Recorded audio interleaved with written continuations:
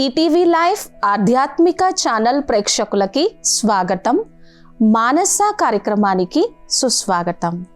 ఈరోజు జీవితంలో రెండు సంక్షోభాలు వస్తూ ఉంటాయి ప్రతి ఒక్కరికి. కొన్నిసార్లు మనం చాలా ఆర్థికంగా బలపడతాం. మనం ఏది ముట్టుకున్నా కూడా బంగారం అవుతుంది, బాగా కలిసి వస్తూ ఉంటుంది. అది ఒకటి భగవంతుని ఆశీర్వాదాలు కావచ్చు, ఇంకొకటి పూర్వ జన్మ కర్మ ఫలం కావచ్చు, ఇంకొకటి మన ఉన్నతోన్నతమైనటువంటి దివ్య వ్యక్తిత్వము దాన గుణం వలన కావచ్చు. కానీ జీవితం ఎప్పుడూ కూడా ఒకేలాగా ఉండదు కదా. కొన్నిసార్లు అసలు ఎంతో ఆర్థిక సంక్షోభాన్ని, ఆర్థిక సమస్యల్ని ఎదుర్కోవలసి వస్తుంది. అప్పుడు మనసు చాలా కష్టపడుతుంది, నీరసపడుతుంది. ఈ బాధ్యతల్ని ఎలా మనం ముందుకు తీసుకొని వెళ్ళాలి? ఈరోజు ఇంత జీతం ఉంది కదా అని చెప్పి నేను ఈ వెహికల్ లోన్ తీసుకున్నాను, హౌస్ లోన్ తీసుకున్నాను, ఎన్నో రకాల లోన్స్ తీసుకున్నాను, ఈఎంఐలు ఎలా కట్టాలి? ప్రస్తుతం ఉన్నటువంటి పరిస్థితుల్లో జాబుకి గ్యారంటీ లేదు, పర్మినెన్సీ లేదు, ఏమవుతుందో తెలీదు అనేటువంటి ఎన్నో ఆలోచనలు ఇంకా మనకొచ్చినటువంటి ఆర్థిక సంక్షోభాన్ని ఇంకా ఎక్కువ చేస్తూ ఉంటాయి. మరి అటువంటి పరిస్థితి వచ్చినప్పుడు కూడా బయట పరిస్థితి ఉంది, మనం ఏమాత్రము అనిర్వేద శ్రేయో మూలం అనిర్వేద పరం సుఖం, ఏమాత్రము నిర్వేదం అంటే ఏమాత్రము దిగులు చెందకుండా, చింతించకుండా అటువంటి ఆర్థిక సంక్షోభాన్ని కూడా మనం మన మనోస్థితితో, మన స్వస్థితితో ఏ విధంగా మనం డీల్ చేయగలము అనేది మనం గీతా జ్ఞానం అనుసారంగా చూద్దాము. అలాగే కొన్నిసార్లు మానసికంగా కూడా చాలా బాధలు పడుతూ ఉంటాము, ఎన్నో రకాల సమస్యలు ఎదురవుతూ ఉంటాయి. సో అటువంటప్పుడు కూడా మన మనస్సుని మనము ఎలా డీల్ చేసుకోవాలి? ఏ మంత్రాన్ని మనం గుర్తుకు తెచ్చుకోవటం వలన మనకి శక్తి కలుగుతుంది? ఫస్ట్ అనిర్వేద శ్రేయో మూలం అనిర్వేద పరం సుఖం, అనిర్వేద సతతం సర్వార్ధేషు ప్రవర్తక. అంటే భగవంతుణ్ణి జ్ఞాపకం చేయటం వలన ఆయన ఇచ్చినటువంటి గీతా జ్ఞానము మన బుద్ధిలో, మన మనస్సులో, మన హృదయంలో రికార్డ్ అయి ఉన్నప్పుడు, ఆ పరిస్థితి వచ్చినప్పుడు మనకు ఆ జ్ఞానం గుర్తొస్తుంది. మనం ధైర్యంగా స్థితప్రజ్ఞావస్థలో నిలబడగలము. ఇది మనం బాగా గుర్తుపెట్టుకోవాలి. ఎందుకు ఈశ్వరుణ్ణి స్మరణ చేయాలి? ఎందుకు మనం ఉపాసన చేయాలి? ఎందుకు ధ్యానం చేయాలి అని అంటే, జీవితంలో ఆర్థిక సంక్షోభం రాకుండా ఉండదు, మానసిక సంక్షోభము రాకుండా ఉండదు. అలా వచ్చినప్పుడు కూడా అప్సెట్ అవ్వకుండా, మూడ్ ఆఫ్ అవ్వకుండా మన శక్తిని గుర్తించగలిగినటువంటి స్థితి మనలో ఉండాలి. సో ఇక్కడ ఫస్ట్ మనం ఒక మంత్రాన్ని గుర్తు చేసుకుందాము. అదే శ్లోకం, భగవంతుడు నాకు తోడుగా ఉన్నారు. అనన్య చింతయంతో మాం ఏ జనాః పర్యుపాసతే తేషాం నిత్యాభియుక్తానాం యోగక్షేమం వహామ్యహం. అంటే మన ప్రయత్నాన్ని వదిలిపెట్టి, మన సాధనని వదిలిపెట్టి, మన బాధ్యతని వదిలిపెట్టి ఆయన్నే స్మరణ చేయమని కాదు. ఇక్కడ ఆర్థిక సంక్షోభం, మానసిక సంక్షోభం ఎదురైనప్పుడు దాన్ని ఎలా డీల్ చేయాలో మనకు ఒక క్లారిటీ ఉండాలి. కాకపోతే ఇక్కడ ఏంటంటే ఆ సమస్య భారం కాకుండా దాన్ని ఎదుర్కొనే శక్తిని మనం ధారణ చేయగలము. ఇక్కడ నాకు పరమాత్మ తోడుగా ఉన్నారు, ఏం జరిగినా మంచే జరుగుతుంది, మంచే జరిగి తీరుతుంది, పరమాత్మ నాకు తోడుగా ఉన్నారు, అంతా మంచే జరుగుతుంది, నా భవిష్యత్తు ఉజ్వలంగా ఉంటుంది, నేను ఈ ఆర్థిక మానసిక సమస్యల సంక్షోభం నుంచి బయటికి రాగలను అనేటువంటి నమ్మకంతో, విశ్వాసంతో ఉన్నప్పుడు ఆయన మన యొక్క యోగక్షేమాలను చూసుకుంటారు. ఇది మన మనస్సులో రికార్డ్ అయిపోవాలి, సేవ్ అయిపోవాలి, రిజిస్టర్ అయిపోవాలి. ఇది మనకి గుర్తుకు రావాలి. మనం మంచి మంచి మెసేజెస్ని వాట్సాప్లో, ఫోన్లో స్టోర్ చేసుకుంటాం కదా. మనకి నచ్చినటువంటి వస్తువులని, గ్యాడ్జెట్స్ని ఎంత బాగా అందంగా అలంకరించి పెట్టుకుంటాం కదా. అలాగే భగవంతుని యొక్క మహావాక్యాలని కూడా మన మనస్సులో మనం సేవ్ చేసి పెట్టుకోవాలి. రికార్డ్ చేసి పెట్టుకోవాలి. ఆ పరిస్థితి రాగానే అది మనకి గుర్తొచ్చి మనము దిగులు చెందకుండా ఉండేటువంటి స్థితి మనలో కలగాలి. ఇక రెండవది, నమస్తే అస్తు భగవాన్ విశ్వేశ్వరాయ మహాదేవాయ త్రయంబకాయ త్రిపురాంతకాయ త్రికాగ్నికాలాయ కాలాగ్నిరుద్రాయ నీలకంఠాయ సర్వేశ్వరాయ మృత్యుంజయాయ సదాశివాయ శ్రీమన్మహాదేవాయ నమః నమః నమః. ఆ ఈశ్వరుణ్ణి ఒక్కసారి ఈ మంత్రం రూపంలో, ఈ శ్లోకం రూపంలో మనం గుర్తుకు తెచ్చుకుంటే ఆ సంక్షోభాల నుంచి మనం ఎలా బయటికి రావాలో మన మనస్సుకి ఒక స్పష్టత కలిగి ఆందోళన తగ్గుతుంది. అటువంటి సమయంలో కూడా అది నిలదొక్కుకొని నిలబడగలుగుతుంది. ఒకవేళ అది నిలదొక్కుకొని నిలబడలేదు అనంటే ఇక ఎన్నో రకాల ఆలోచనలను చేస్తూ ఉంటుంది కదా. మనం ఎంతో మందిని చూస్తూ ఉంటాము, ఎంతో చక్కగా, ఎంతో ఇష్టంతో, ఎన్నో ఆశలతో, కోరికలతో బిజినెస్ పెడతారు, లేదా కంపెనీ పెడతారు, లేకపోతే కష్టపడుతూ ఉంటారు. కొన్నిసార్లు ఏమవుతుంది, లాభాలు రాక, తగినంతగా మనకి ఇన్వెస్ట్మెంట్ అవ్వక, అప్పులైపోయి, ఎంతో నష్టాల పాలైపోయి ఆ కంపెనీని తీయాల్సి వస్తుంది. ఆ వ్యాపారం కొలాప్స్ అవుతుంది, నమ్ముకున్న వాళ్ళే మోసం చేయటం, ఇటువంటివన్నీ కూడా జరుగుతూ ఉంటాయి. చెప్పలేనటువంటి ఆవేదన కలుగుతూ ఉంటుంది. ఇక మళ్ళీ మనము రుణం తీసుకోవాలన్నా కూడా ఎవ్వరు ఇచ్చేటువంటి వారు ఉండరు. ఇటువంటి పరిస్థితులు ఎదురవుతూ ఉంటాయి. ఎవరి మీద ఆధారపడతాము? ప్రతి ఒక్కరికి వాళ్ళ వాళ్ళ సమస్యలు ఉన్నాయి, బాధలు ఉన్నాయి, చింతలు ఉన్నాయి. ఇక్కడ ఆర్థిక సంక్షోభం నుంచి బయటపడాలి అన్నప్పుడు ఈశ్వరుని యొక్క ఈ మహామంత్రాన్ని మనం గుర్తుపెట్టుకొని మన మనస్సుని ఒక ట్రాక్లోకి తెచ్చుకొని మన మనస్సుని ధైర్యంతో నిలబెట్టుకొని ట్యూన్ చేసుకోగలగాలి. అదే నమస్తే అస్తు భగవాన్ విశ్వేశ్వరాయ మహాదేవాయ. ఈ విశ్వానికి మొత్తానికి కూడా ఈశ్వరుడైనటువంటి వాడు తప్పక నన్ను ఈ పరిస్థితి నుంచి బయటికి తీసుకొస్తారు. మహాదేవాయ తన యొక్క శక్తిని ఇచ్చి నా జీవితాన్ని ఉన్నతోన్నతంగా చేస్తారు. మహేశ్వరాయ త్రయంబకాయ నాకు మరి ఆర్థిక సంక్షోభం నుంచి, మానసిక సంక్షోభం నుంచి బయటికి రావాలి అని అంటే ఈ రెండు నేత్రాలు కాకుండా ఇంకొక మూడవ నేత్రం కావాలి, త్రినేత్రము. అదే జ్ఞానము. ఆ జ్ఞానముతోనే మనస్సు అన్నింటినీ చక్కగా చూడగలదు, పరిశీలన చేయగలదు. ఏది కరెక్టు, ఏది రైట్, ఏది రాంగ్, వీటినన్నింటినీ కూడా ఆలోచన చేయగలదు. ఈ విధంగా ఆ సర్వేశ్వరుణ్ణి నమస్తే అస్తు భగవాన్ విశ్వేశ్వరాయ మహాదేవాయ త్రయంబకాయ త్రిపురాంతకాయ త్రికాగ్నికాలాయ కాలాగ్నిరుద్రాయ. ఈ కాలంలో ఈ సమస్య సంభవించింది కదా, మళ్ళీ నాకు మంచి సమయం వస్తుంది, మంచి అదృష్టం కలుగుతుంది, నా భాగ్యం మెరుస్తుంది. ఆ విధంగా మెరిపింప చేయగలరు ఎవరు? ఈ కాలానికి రచయిత అయినటువంటి ఈశ్వరుడు. సో సర్వేశ్వరుడు మృత్యుంజయాయ శ్రీమన్ మహాదేవాయ పరమేశ్వరాయ నమః. వీటిని మనము ఎలా చేస్తాము అని అంటే, మాకు ఈ మంత్రాలన్నీ వచ్చు అని రొటీన్గా చేస్తూ ఉంటాం. చాలా ఫాస్ట్గా మనసులో ఇంకేదో ఆలోచిస్తూ ఉంటాము. ఈ మంత్రం కూడా రొటీన్గా చదువుతూ ఉంటాము. అప్పుడు ఎనర్జీ రాదు, శక్తి మనలో జాగృతి కాదు. దృష్టి దీని మీదే పెట్టాలి, మన నిశ్చయ బుద్ధి దీని మీద పెట్టాలి.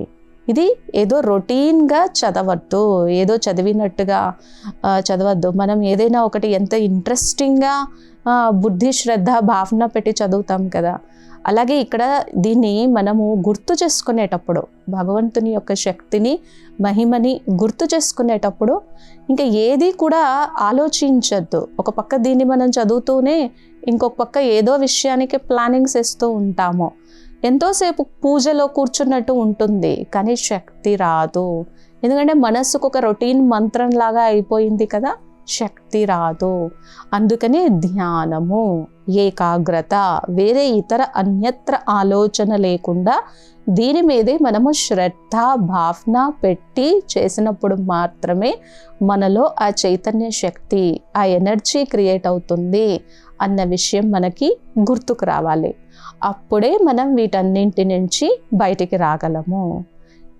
మరి ఎందుకు పరమాత్మ యొక్క స్మరణ అనంటే, ఆ సంఘటనని మనస్సుకు తీసుకోకుండా ఈ కష్టకాలము పోతుంది, this two shall pass definitely, ఈ సమస్య కాలము, ఈ ఆందోళన కాలము పోతుంది, ఏది శాశ్వతం కాదు అనేటువంటి భావన మనలో కలుగుతుంది.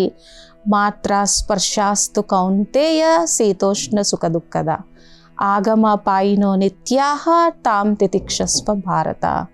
ఎన్నో వస్తూ ఉంటాయి, పోతూ ఉంటాయి, ఏది శాశ్వతం కాదు.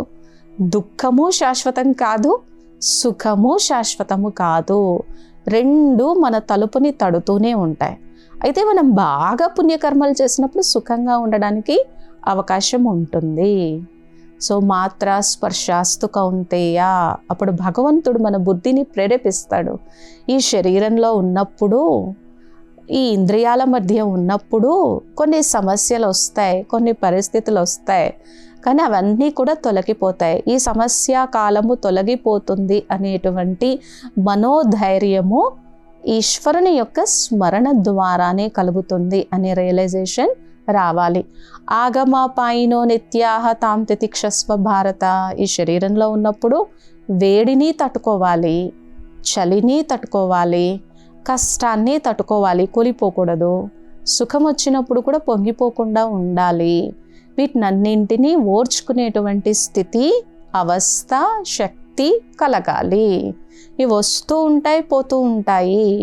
దీంతో నీ మనస్సు ఇది కాకూడదు, this two shall pass definitely, ఇది తప్పక తొలగిపోతుంది అనేటువంటి శక్తి మనలో జాగృతి అవుతుంది. అందుకు ఈశ్వరుని యొక్క స్మరణ కావాలి. అప్పుడు ఇంకా ఎలా ఆలోచిస్తామో అంతా మంచికే, భవిష్యత్తు తప్పకుండా మంచే జరుగుతుంది. ఏ రాహు కేతు గ్రహ దోషాలు ఉన్నా కూడా అవి కూడా తొలగిపోయి అన్నీ శాంతిస్తాయి, అనుకూలిస్తాయి. ఎందుకని? నేను గీతా జ్ఞానాన్ని పట్టుకొని ఈశ్వరుణ్ణి పట్టుకున్నాను కాబట్టి. ఇవి కాకుండా మరి ఇంకా ఎలా ఈ సంక్షోభాలని వీటిని తొలగించుకోగలము కదా? సో ఇక్కడ జరిగింది ఒక సంఘటన, కేవలం వచ్చింది ఒక సంక్షోభము. నేను వ్యక్తిగా పరిపూర్ణత్వంతో సంపన్నంగానే ఉండాలి అని మనస్థితిలో మనం ఉండాలి. మన స్వరూపాన్ని మనం గుర్తుకు తెచ్చుకోవాలి. సో ఎందుకు పరమాత్మ స్మరణ మనకి ఉపయోగపడుతుంది అనంటే, మనం కుప్పకూలిపోకుండా ఆ సంక్షోభము నాకేదో నేర్పించడానికి వచ్చింది, నాలో ఉన్నటువంటి అహంకార మమకారాలను తగ్గించటం కోసం వచ్చింది, నాలో ఇంకా ఈశ్వరుని పట్ల ప్రేమ పెంచడం కోసం వచ్చింది అనేటువంటి ఆలోచన విధానంతో మనం ముందుకు వెళ్ళగలము. లేకపోతే ఆ బాధ పరిస్థితి మనల్ని ఎంతో కష్టపడుతూ ఉంటుంది. ఇది మనకి బాగా అర్థం కావాలి అన్నమాట. సో ఎప్పుడైతే ఈ విధంగా మనం ఆలోచిస్తామో అప్పుడు మనం ఇది గుర్తు చేసుకోవాలి. ఏది గుర్తు చేసుకోవాలి? నాలో శక్తి ఉంది, ఉత్తిష్టత, జాగ్రత్త, ప్రాప్యవరాన్ నిబోధత. అంటే ఇక్కడ ఏం చెప్తున్నారు అనంటే, ఉత్తిష్టత, లేచి నిలబడు, ఒక జాగరూకత స్థితితో ఉండు. నువ్వు ఏదైతే సాధించాలనుకుంటున్నావో, నువ్వు ఎంత గొప్ప ఆశయం కోసం ఈ శరీరంలోకి, ఈ జీవితంలోకి వచ్చావో దాని మీద దృష్టి పెట్టు. అంతేకాని చిన్న చిన్న ఆర్థిక సంక్షోభాలకి, మానసిక సంక్షోభాలకి, సమస్యల సంక్షోభాలకి నీ జీవితం ఇక అయిపోయింది అనేటువంటి ఆలోచన చెయ్యకు. ఎందుకంటే శ్రీమద్ భగవద్గీత జ్ఞానం ప్రకారము ఎవరు ధీరుడు, ఎవరు స్థిత ప్రజ్ఞావంతుడు, ఎవరు వివేకి, ఎవరు యోగి అనంటే, పరిస్థితులు వచ్చినప్పుడు కూడా కింద పడకుండా ఓటమి పాలు అయినప్పుడు కూడా, కింద పడినా కూడా మళ్ళీ తిరిగి లేచి నిలబడి సమర్థంగా నుంచొని ఈ పరిస్థితులపైన విజయాన్ని పొందగలిగేటువంటి వారు. ఉత్తిష్టత జాగ్రత్త ప్రాప్యవరాన్ని బోధత క్షురస్య దారా నిశిత దురత్యయ. అంటే కొద్దిగా కష్టం కలిగినప్పుడు లేదా ఆర్థిక సంక్షోభం కలిగినప్పుడు, మానసికంగా మనల్ని బాధిస్తూ ఉన్నప్పుడు కొద్దిగా ఓర్చుకొని తట్టుకొని నిలబడగలగడము అనేది కష్టమే. కానీ శ్రమతో, సాధనతో, అభ్యాసంతో సాధ్యమే. క్షురస్య ధారా నిశిత దురత్యయ. కష్టం అనిపిస్తుంది, బాధ కలుగుతుంది, నిరాశ నిస్పృహ కలుగుతుంది, ఎవ్వరు తోడులేరనేటువంటివి భావాలు ఎన్నో మనస్సుని చుట్టుముడుతూ ఉంటాయి. కానీ లేచి నిలబడు, ధైర్యంతో ఉండు, పరమాత్మ యొక్క చేయిని ఆశ్రయించు, ఆయన రక్షణలో ఉండు, నీ శక్తిని మేల్కొల్పు అని ఇంతగా మనకి జ్ఞానము నేర్పిస్తుంది. సో ఇటువంటివన్నీ వింటూ ఉన్నప్పుడు ఇక మనకు ఎంతో సంతోషం కలుగుతుంది కదా. ఇవన్నీ తొలగిపోతాయి అనేటువంటి భావన మనలో కలుగుతుంది. ఆ డివైన్ రిమెంబరెన్స్, ఆ దైవ స్మరణ మనలో వస్తుంది.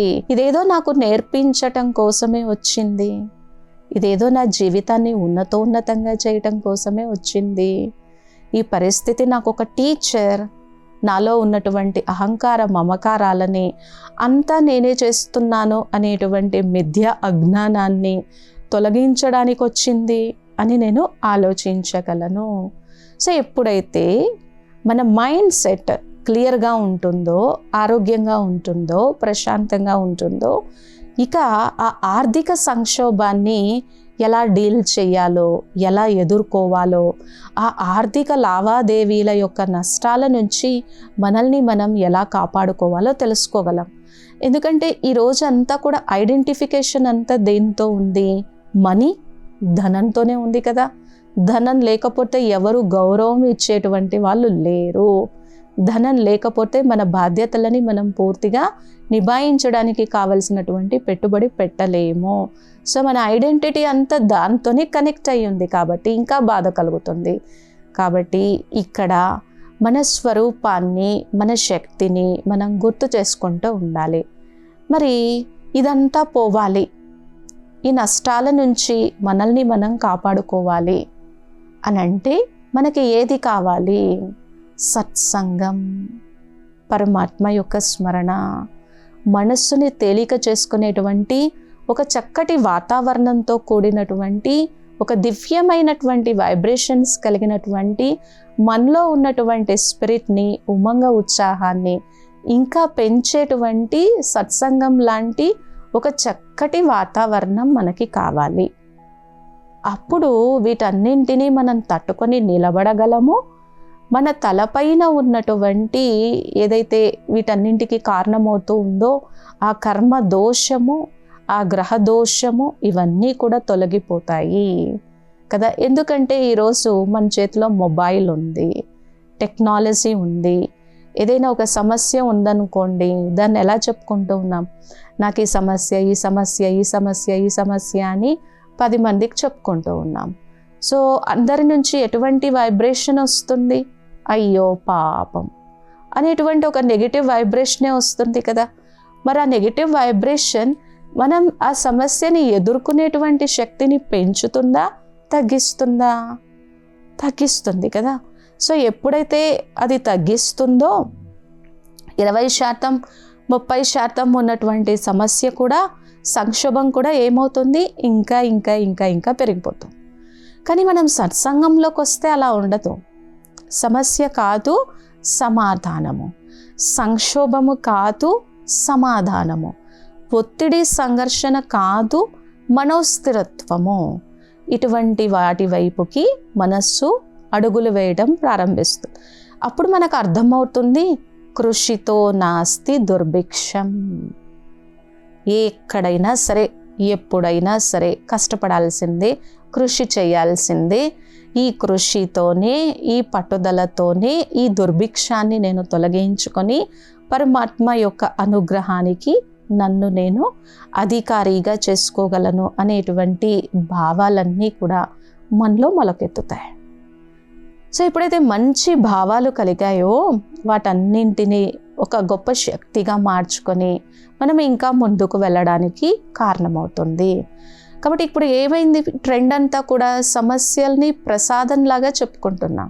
సో అలా కాదు. ఎప్పుడైతే మనం వాటి గురించే చింతిస్తూ ఉంటామో మన మనస్సు నుంచి, మన బ్రెయిన్ నుంచి కూడా అదే ఎనర్జీ క్రియేట్ అవుతూ ఉంటుంది. ఏదైనా అంత ఎనర్జీ కదా. ఇక్కడ మనం గుర్తుపెట్టుకోవాల్సిన విషయం ఏంటంటే మనం చేసేటువంటి ఒక్కొక్క సంకల్పానికి చాలా శక్తి ఉంది కదా. మనం చూసాం మహాభారత యుద్ధంలో, మనం ఎంతో విన్నాం కూడా కదా, చదివాము. పంచ పాండవులు ఎప్పుడూ కూడా పరమాత్మ యొక్క స్మరణలో ఉన్నారు. వాళ్ళు రాజ్యం పోగొట్టుకున్నారు, వాళ్ళు వనవాసం చేయాల్సి వచ్చింది. అప్పుడు కూడా ఏం చూపించారు, అర్జునుడు ఆ పరమశివుడికి తపస్సు చేసి పాశుపతాస్త్రాన్ని పొంది ఆ ఈశ్వరుని యొక్క రక్షణలోనే సురక్షితంగా ఉంటూ ఎప్పుడు కూడా పరమాత్మ యొక్క డైరెక్షన్స్ అనుసారమే వాళ్ళ జీవితాన్ని నడిపించుకుంటూ అంతటి గొప్పటి కష్టాన్ని కూడా ఎలా దాటుకొని నిలబడగలిగారో మనకి ఇక్కడ బాగా తెలుసు, అర్థమవుతుంది కూడా. మనలో ఉన్నటువంటి ఆ పిరికితనాన్ని, లేకపోతే నేను చెయ్యలేను అనేటువంటి ఆ ఇన్క్యాపబిలిటీతో కూడినటువంటి ఆ అసమర్థతని కూడా వాళ్ళు పోగొట్టుకున్నారు. సో ఎలా జరిగింది ఇదంతా కూడా ఆ ఈశ్వరుని యొక్క స్మరణ, పరమాత్మని యొక్క స్మరణ వలన.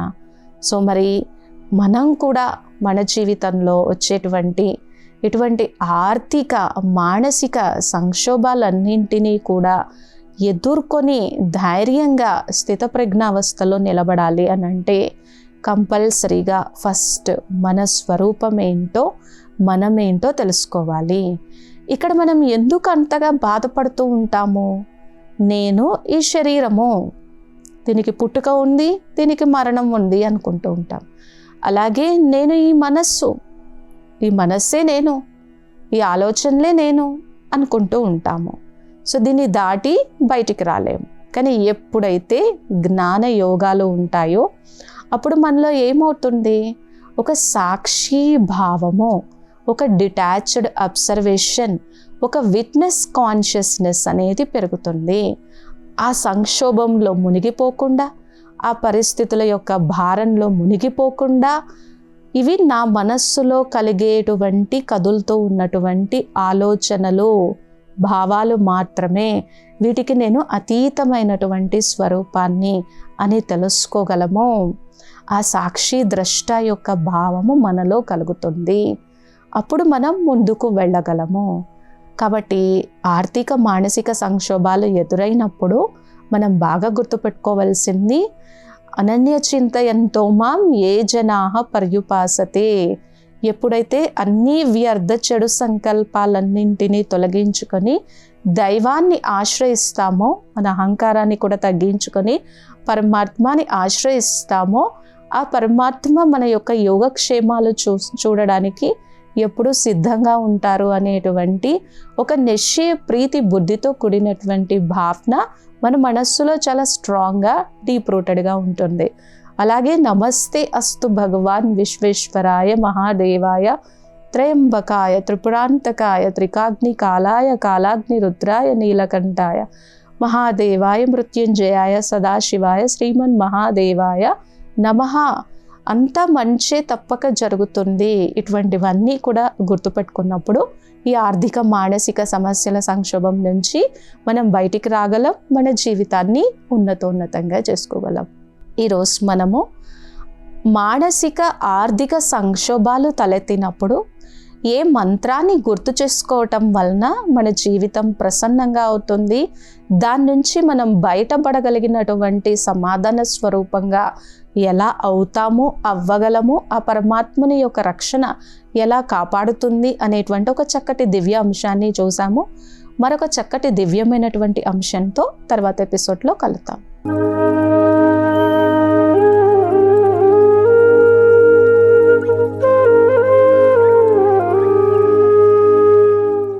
ఈ కార్యక్రమాన్ని తిరిగి చూడాలనుకుంటే www.youtube.com/@ETV Life Spiritual లో చూడవచ్చు.